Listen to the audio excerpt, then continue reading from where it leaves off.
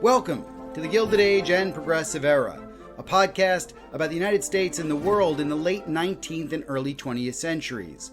I'm your host, Michael Patrick Cullinane. Welcome back to the show. Sometimes there are guests that are just such great fun, and this week I'm delighted to introduce Dr. Natalie Dykstra. Natalie is an emeritus professor at Hope College. She's an honorary fellow at the Massachusetts Historical Society, and she has an amazing biography of Isabella Stewart Gardner, someone who's probably most famous for her museum, the Fenway Court Museum, better known nowadays as the Isabella Stewart Gardner Museum. And you might also know that museum from a 2021 documentary. When I was binging on Netflix and watching this documentary, Natalie was writing and researching about Isabella Stewart Gardner. And during the pandemic, this documentary came out called This is a Robbery. And the story is of a robbery in the 1990s in Isabella Stewart Gardner Museum that has still gone unsolved. It's really an exceptional book, and the book got a great write-up in the New York Times. Please welcome to the show, Natalie Dykstra. Oh, wow. I'm looking so forward to it. Thank you for making such a warm welcome. All right. Well, when I do biographies, I do like to start off by asking a very similar question, which hopefully allows you to introduce this character. So who is Isabella Stewart Gardner, and why should we care about her? That is a question that's preoccupied me for the last 10 years, as you can imagine. And it's a question that was asked at her time. There was a article written in the opening of her museum, her eponymous museum in 1903, that said, who is this woman who created this extraordinary palace? So she was just an extraordinary figure of the 19th century, at the turn of the century, for a lot of different reasons. She lived a very long life. She was born in 1840 and died in 1924. So before the Civil War, and she lived into modernism. So she really lived the span of America's turning into its global power. And her personal life is that she was one of the most important art collectors in America, and certainly the first to build a building to house her collection. So she designed Fenway Court, which is what the museum was called at the time, before her death in 1924. She designed it from foundation to roof. And then she installed her collection. There were other collections that were put into mansions like Frick's in New York, but that building stood already. So she was the first to design from the ground up. And she had one of the most important collections of Italian Renaissance art in the United States, and also the first Vermeer in Boston, the second in America. So she had a lot of first Matisse was in her collection.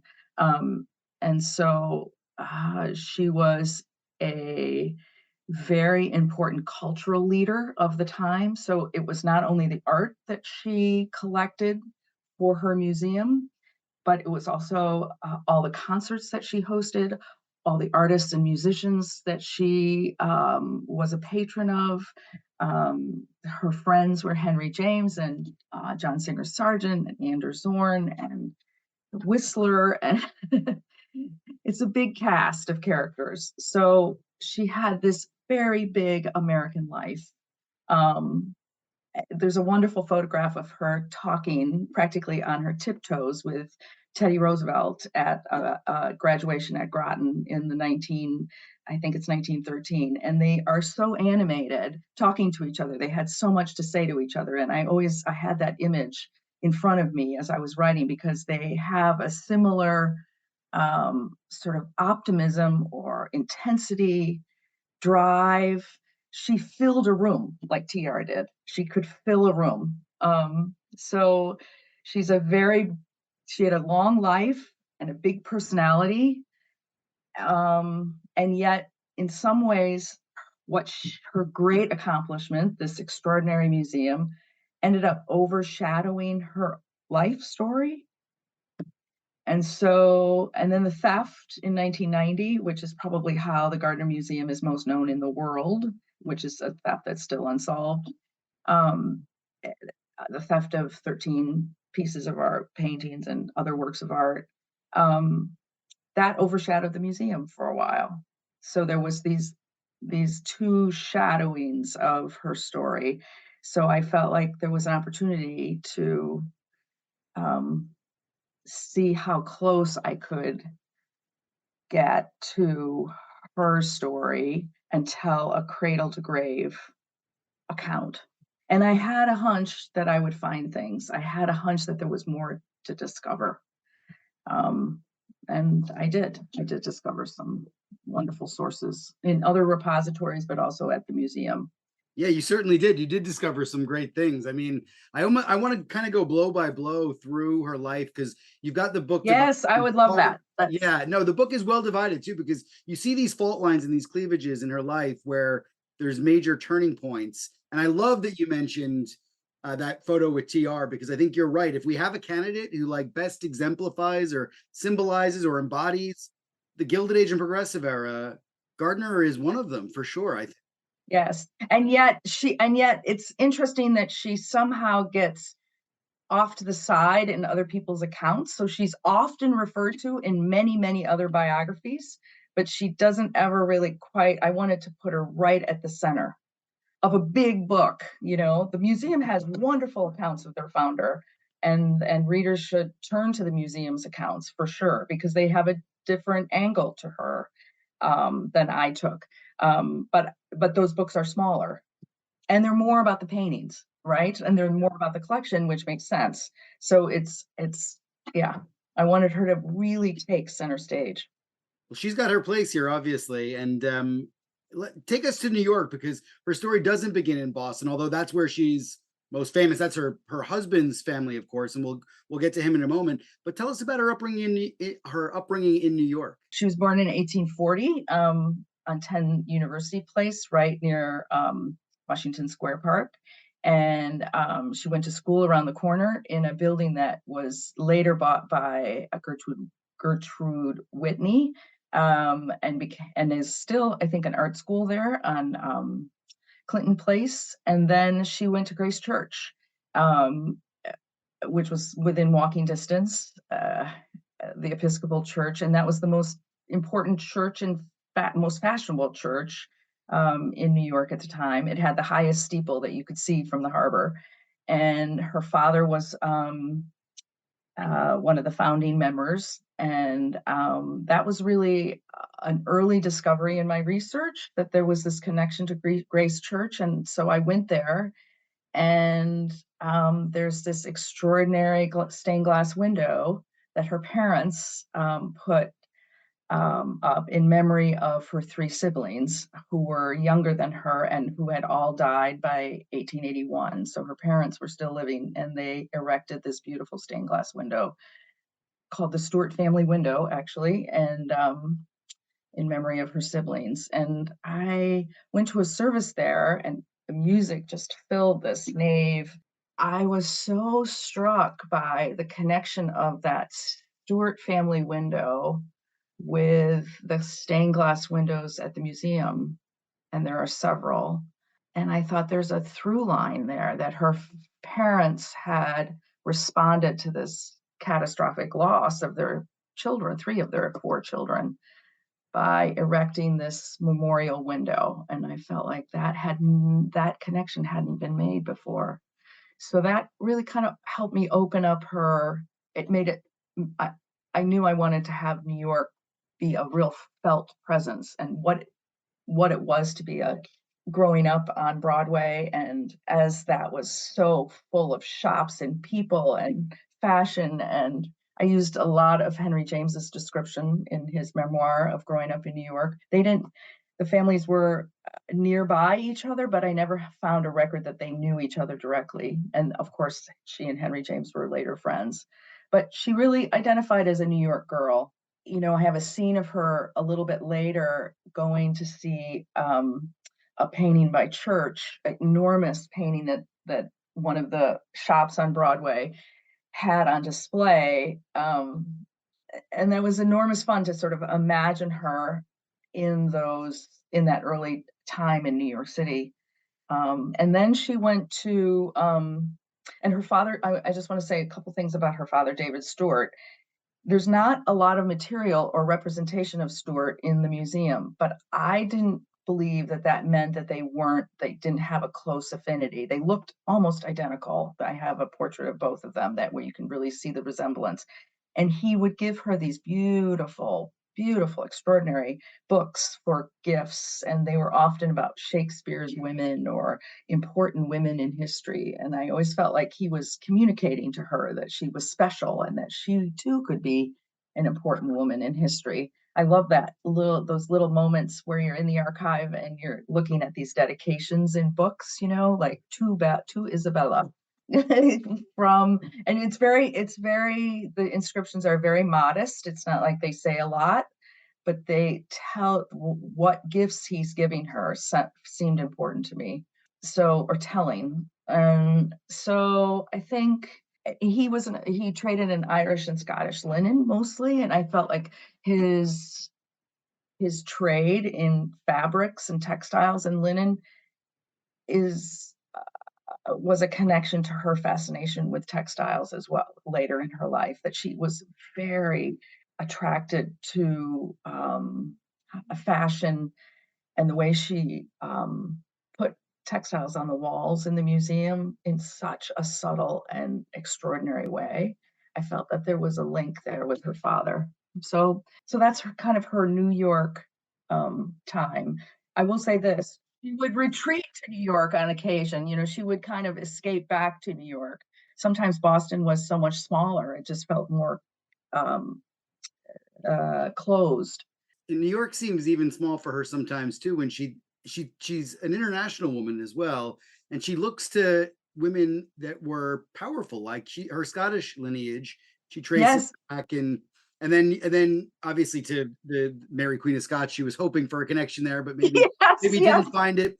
But then also she goes to Paris in her early years as well, before the Civil War. She's a young woman. She's at boarding school, and that period that she's in Paris seems so transformational in her life. And unknown. This has not been known before. Was not, I mean, there was a name, this I found. So for me with biography, it's always about the material. It's always about the archives, what's in the archives. And so you want to look at friendship albums, and you want to look at signatures, and you want to look at how they addressed envelopes, and nothing is sort of too small in a sense, or peripheral in a sense. Sometimes that can be the clue that you need. And so her friendship albums, I transcribed those, and then I just started to search those names.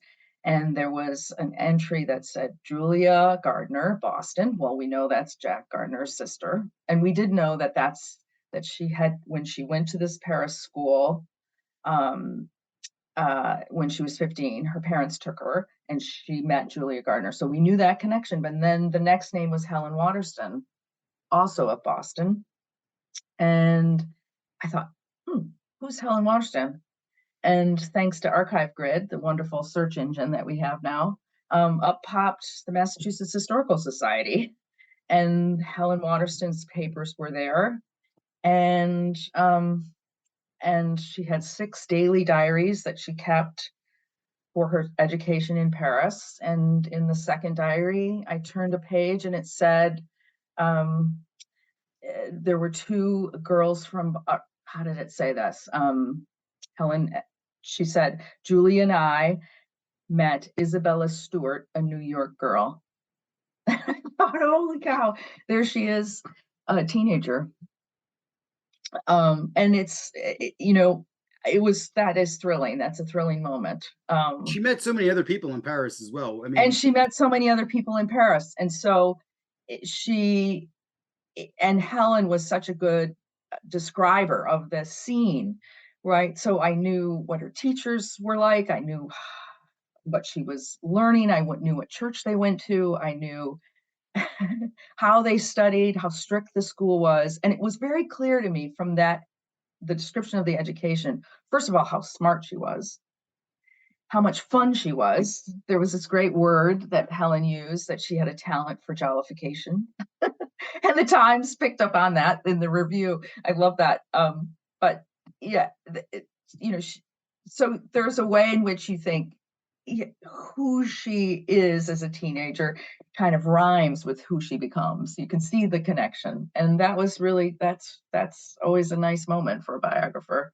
Also because it hadn't been known before. It was, I think I say in the book something, it was as if she was Athena coming out of Zeus's head.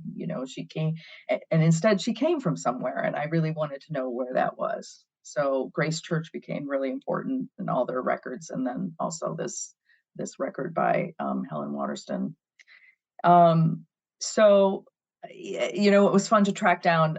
Harriet Beecher Stowe's daughters were in Paris at the same time. They were on the other side of the Seine, but at a different school. But Helen was reading Stowe's fiction, so you could imagine them talking about this famous American writer that was there. So there were all kinds of scenes that you could build from those diaries. And then she comes back and she's already very sophisticated. She can speak French and Italian. She's learned German. She's really extraordinarily sophisticated at 19. And of course, she's seen all this art. They also, after Paris, traveled to Florence and then, of course, Milan. And that's where she, at 15 or 16, I think she is by then, she is with another friend, Ida Agassiz.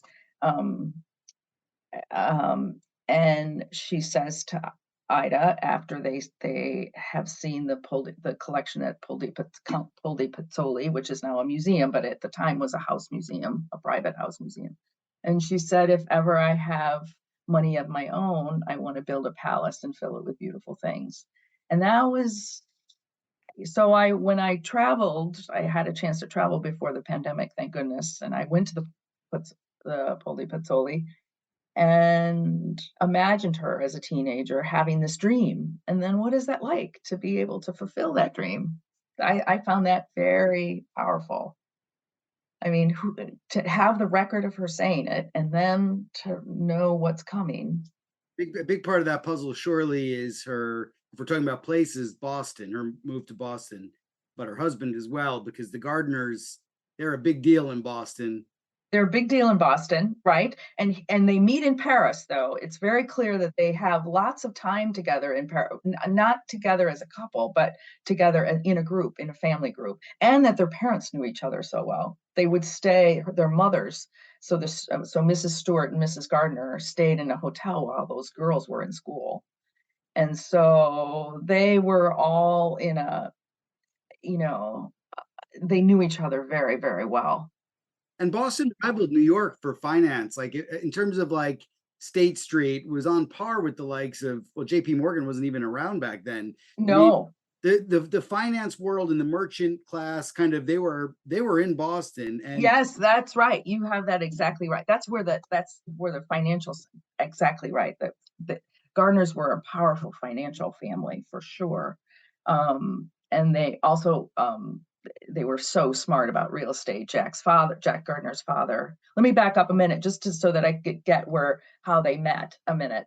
So they met in Paris and knew each other quite well. Then when they all come back to America, then Julia invites Isabella to Boston. And then within that visit, it's clear that there's a romance that develops and a proposal in that first visit to Boston. So, and then they soon after marry in 1860. And Jack Gardner, as you say, is part of this important part of the merchant class, the Brahmins here in Boston. And there was some resentment, I think, because, of course, he was very eligible bachelor, right? He had many choices, and she was from elsewhere. And I got very interested in all the images of Marie Antoinette in the museum. They're not so obvious, but there's a wonderful little portrait in the little salon on the second floor before you get into the tapestry room in a vitrine. And then in the archives, there's a list early purchases that Jack Gardner made. He kept track of all their art purchases, and this is in the 18 just after they're married. And he kept buying her prints of Marie Antoinette. So I was reading Carolyn Weber's brilliant book on the Queen of Fashion, about Marie Antoinette and her fashion. And I thought that's very interesting because it's also about someone from elsewhere and being rejected. And I thought, what is he telling her with that, with those portraits of Marie Antoinette? And then I had a record that she kept of everything she could keep in her bedroom. She kept those prints that Jack had given her all those years ago. And I thought that was very telling, that there was some way that they're communicating in that way. I'm getting in the weeds about biography, about how you sort of build these scenes, but I mean, what do you think about her fitting in, though? I mean, that's the real question that I wanted to get to about the Gardners. Is yeah, she is from elsewhere, and the Marie Antoinette connection is brilliant. That's great.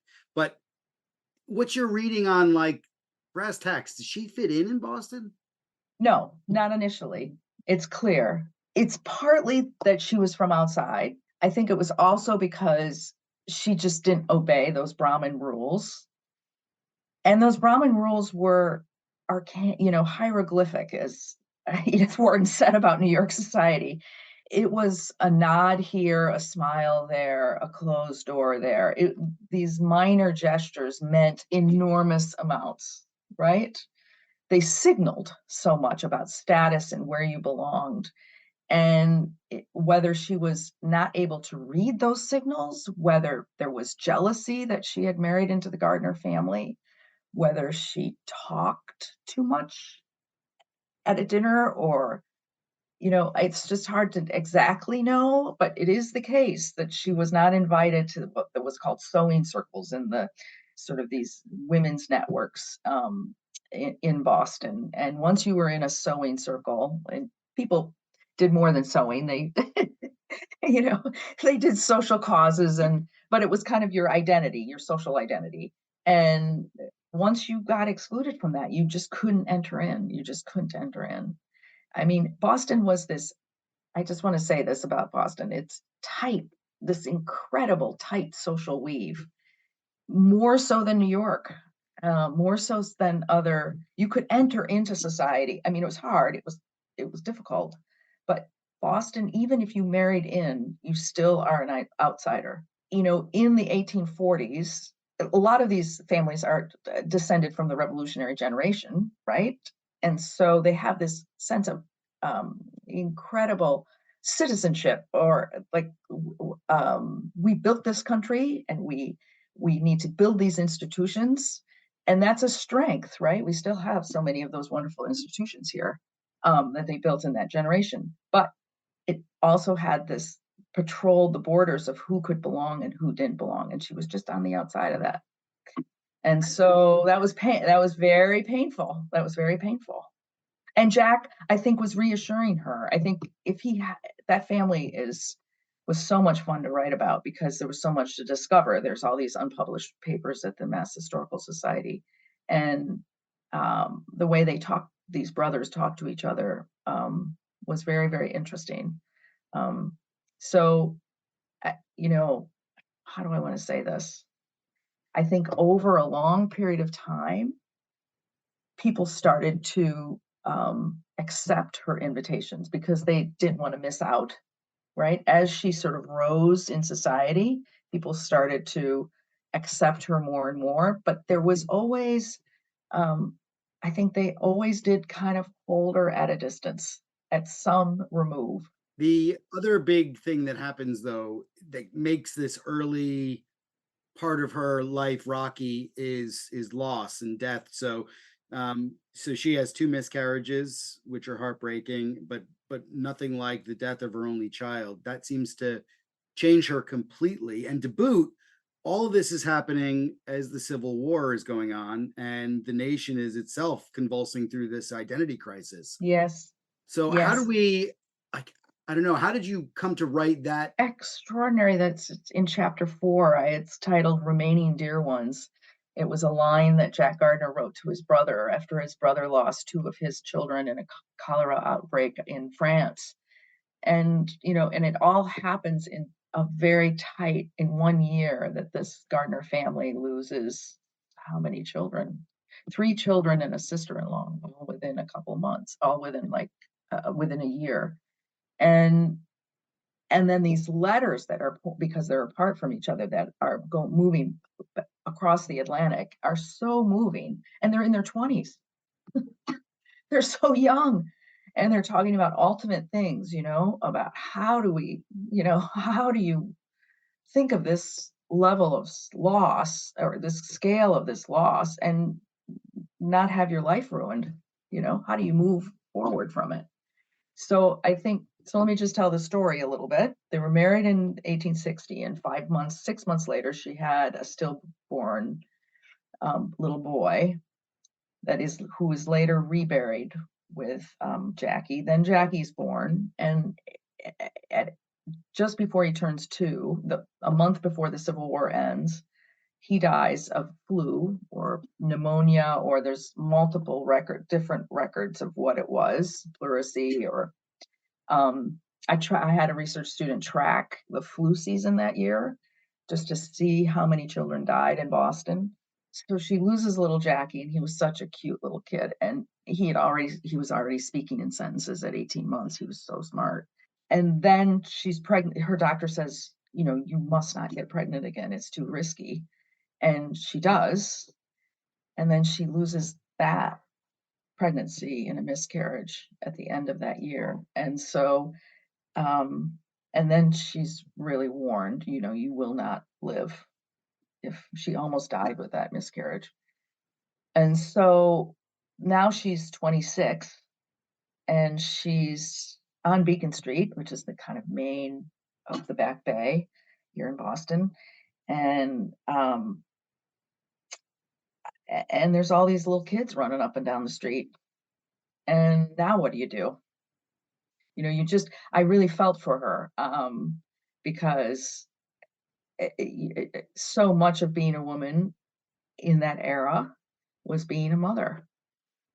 And so I think of all those Thanksgivings and Christmases that she went to, holidays she went to, at Jack's sister, Julia Gardner, who had 5 sons, all blonde and blue-eyed. In fact,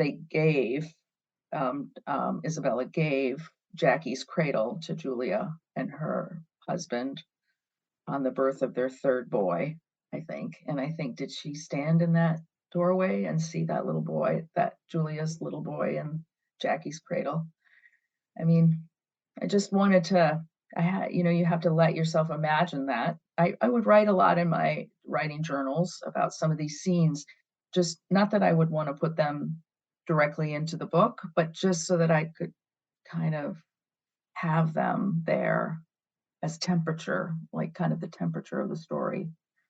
And then I found myself incredibly moved by, she has a long depression.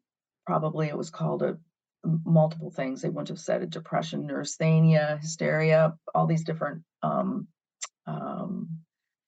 diagnoses of the time. And then she has the travel cure, and it's something Jack's family also took. Jack's mother sometimes struggled with depression and would travel in response to it. And so they went off to Northern Europe, and she revived. And it was so clear from that first travel album that she, her sense of design, even in that travel album, how careful she was in pasting things into the pages. I've seen so many other travel albums of other women of the 19th century, and they're sort of hodgepodgey, and not Isabella's. It's like very precise. And I thought, oh, there she is. That's like putting paintings on the wall. Not quite yet, but it's, those travel diaries were a big clue for her recovery. And then I just started to understand that her capacity to respond, saved her. And she revived, and she had to decide who else to be. She wasn't going to be who she thought she was going to be, and she had to be somebody else. And then really how to tell that story. So I got very drawn to that shape. The shape of her life became incredibly interesting to me. In a way, all the parts of your book are that, okay, something happens, some trauma. I go away, I travel, I become somebody else. I mean, her travels are incredible. I'm very jealous. I love the I know you travel. And I look at the I was as I was reading your story, I'm like, oh my God, she's going away again. I mean, she's in the Middle East, she's in India, she's in Japan. And each one of those trips shape her in some way, right? Yeah, they do. They do. And I was writing those during the pandemic, right? So I was like Oh no, traveling. that's tough. I would have their itineraries. I still have their list of what they did when, all taped to my wall. And I have these 3-ring binders of anytime I could track what they were doing day by day, I had to keep that very careful tracking of them. And then I could let my imagination go, right? And so yeah, that was enormous. It is. And she did not fatigue like Jack did. There's these wonderful brief entries in Jack's letters to in his diaries, but then also in his letters to his nephews, saying things like, Auntie Belle is off shopping and I am to take a nap. So, he didn't have quite the energy that she did, but yeah, just her. I was saying to a friend, how ravenous she was for experience, for um, to see and to hear and to know. I just love that extraordinary curiosity that she had, was really it was remarked upon. It was remarked upon by the Gardner family. Jack's older brother would remark upon it, saying, she is untiring. Your Auntie Belle is untiring, he'd say. So, I mean, yeah, and she was kind of exhausting, even to me. She does have a chance to kind of become a mother in a surrogate kind of way. Her husband's brother dies, and the 3 boys that they had are orphaned, and Jack and Isabella take them in. I mean, these boys are pretty interesting too. I mean, Gussie Gardner is going to run for Senate, and he is a congressman. I mean, so anyway, adopting these 3 kids, how does that change the life of those 3 young boys and their new guardians? Because their life changes too. Yeah, so it's such an interesting story. So I'm just going to go back a little bit. So Joe is the oldest Gardner brother, Jack's oldest brother, and he is married to a woman named Harriet. And Harriet has her last of 3 boys, and a month later she dies. And Isabella and Jack live close to them, and they're called to the house. And Isabella is with Joe, and it's clear that she tends to Harriet's body. I have evidence, and it's in my endnotes, that she really showed up for the family. She moved toward that tragedy, not away from it. And so there was this bond between her and her brother-in-law, Joseph Gardner. Then I'm blanking on my year, in 18, Joe commits suicide, Joseph, and he has these. Of course, they have no mom, and they have these 3 boys, and they're quite young, and um, so it's obvious that it's Jack and Isabella that are going to take these kids. But I have a hunch that that agreement started earlier, after Harriet's death. I don't have that proof because I don't have anybody saying it in a letter or in a diary entry, but I have a hunch that was, if anything happens to me, I need someone to take care of these boys. Now, they also did go to boarding school, right? So it's not like they were in the home 12 months out of the year, but it is very much the case that she loved to read novels to them. She took it very seriously, her role. And Jack wrote them copious letters through the years. And then they went to Harvard, and, they had, and then tragically, the oldest boy, also named Joseph, also died by suicide. And that was a really traumatic death because Isabella and Jack were traveling at the time and they got the telegram. And it was always scary to get telegrams when you're traveling and you're really far away because you never knew what news you were going to get. And so there's a scene that I have of her, that she kept a memory box of a picture of her and Jack and little Jackie, and then also a picture of Joseph Jr. When he was a little older, as if that this was her family. She was going to remember that this was their family. The point that I'm making, I guess, about those kids is that she touched people's lives in a very intimate way, and it's not just likes of the Gardner boys. She's got this. You mentioned it earlier. There's a huge cast of characters. So you rattled off some names there: Henry and Clover Adams, Charles Eliot Norton, the president of Harvard, Yes, he's Whistler, an Sargent. incredibly important character. It's so important. Charles Eliot Norton is Right. I such an mean, he kind important of like character. turned her on to a bunch of Yes. ideas. And can you talk about William Morris Hunt, Henry James? And as I'm reading all of these, I just had one question in my mind. Did she have a favorite? Oh, I mean, Charles Loeffler, she adored the violinist Charles Loeffler. I mean, just, he struggled. I mean, he was so talented and he was kind of ahead of his time. And she loved music as much as she loved art. I really wanted the book to have as much music as I could. And Charles Loeffler was one of her favorites.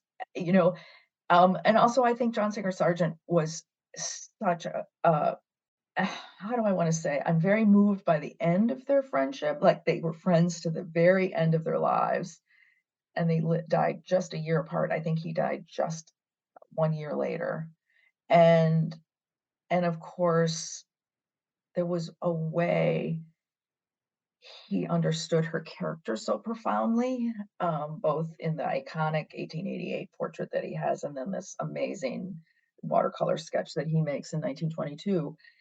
And then the exchange of letters that they have in that 1918, 17, when he's in Boston doing all the murals that he's doing. And there's these wonderful sort of meet me at a hotel for dinner, come to Fenway Court. There's a lot of back and forth between them. And I love how he's the first artist in residence at Fenway Court when it opens. So he's there in 1904.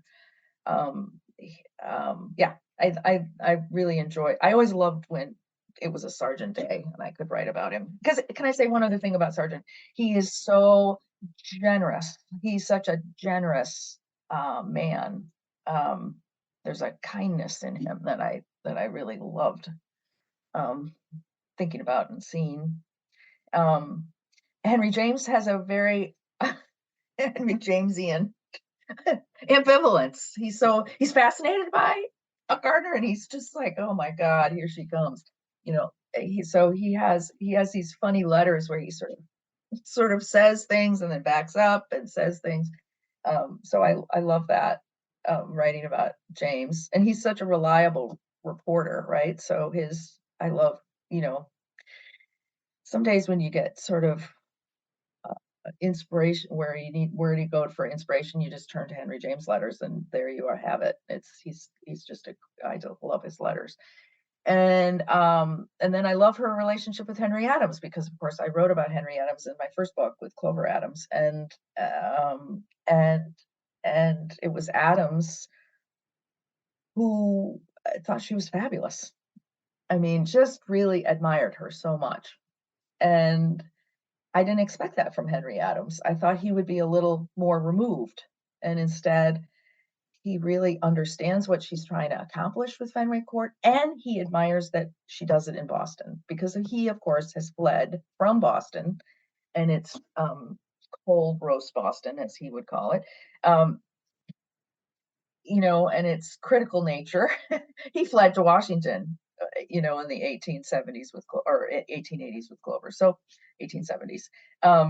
And so I think he particularly admires Isabella because she tries to do a big thing in Boston, and he really admires that. And So that was enormously, also his letters are extraordinary. So, oh, there's so many. Anders Zorn is a great character. And of course, I was so grateful to the museum that I was able to have that as my cover, because I think it's her in action, stepping off the balcony at the Palazzo Barbaro in Venice, and Anders Zorn, a Swedish painter that she first meets at the Columbia, uh, the um the Chicago World's Fair, and buys a painting there, and then really fosters his career in Boston, makes possible shows for him. And so he writes these wonderful letters, about, he writes one letter where he says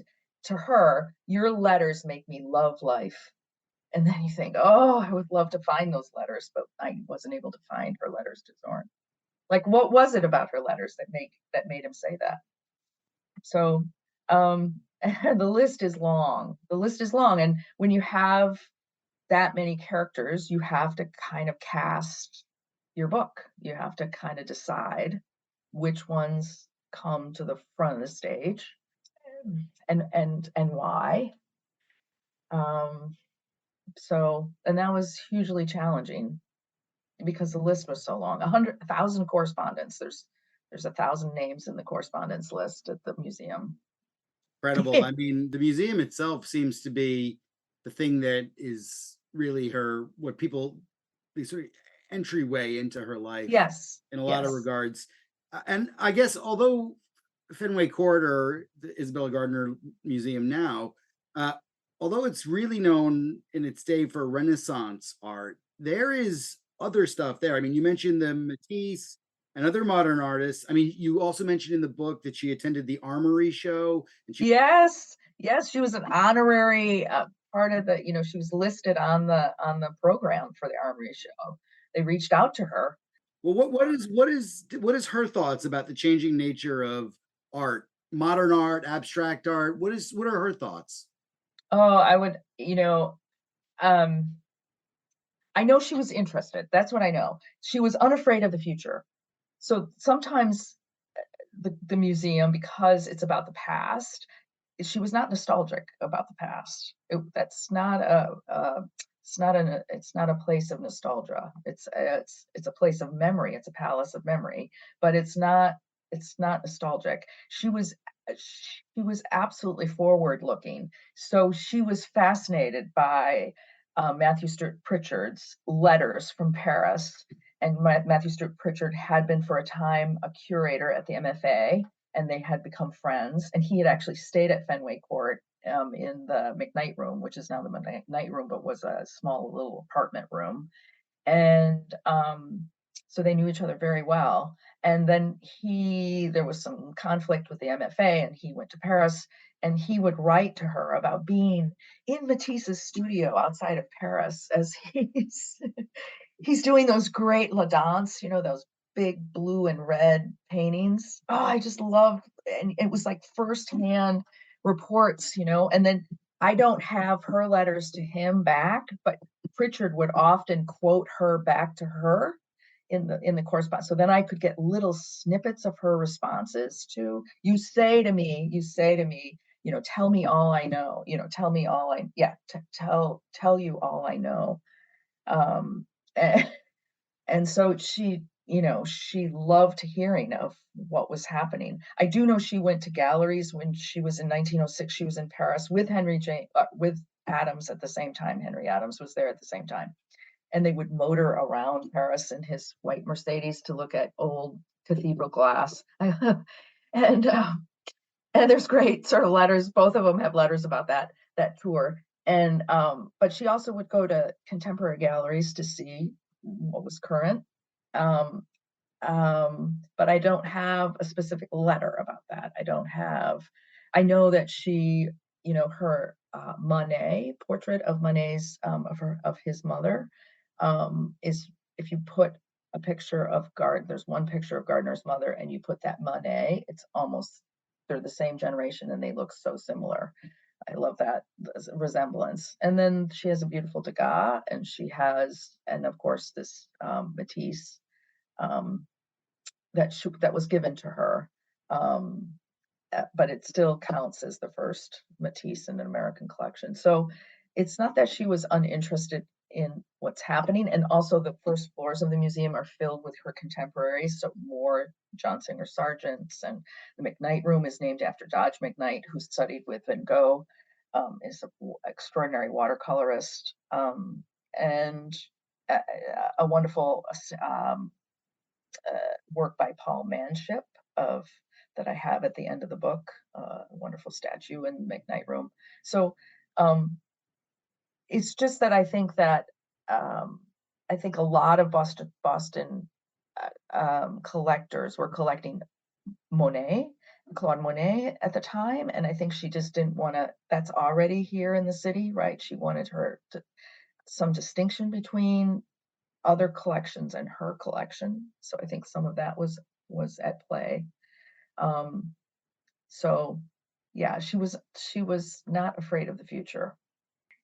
And technology too. She loved cars. She was fascinated by airplanes. She anything that moved fast. She loved things that move fast. She's so fun. I can see why, you'd write a biography about her. There's so much there to love. And the book has got so much more than what we've covered in the podcast. I mean, you mentioned a little bit about music fills your pages. And Yes. Also something that I was really glad you talked about was that, you had to do research in other places because there's not a lot of her in one place, but she's everywhere in everyone else's papers. The New York Times picked up on that in the review. And Natalie, this book is super. I hope everyone goes out and buys a copy because it's really exceptional. Oh, Michael, that's so kind of you to say.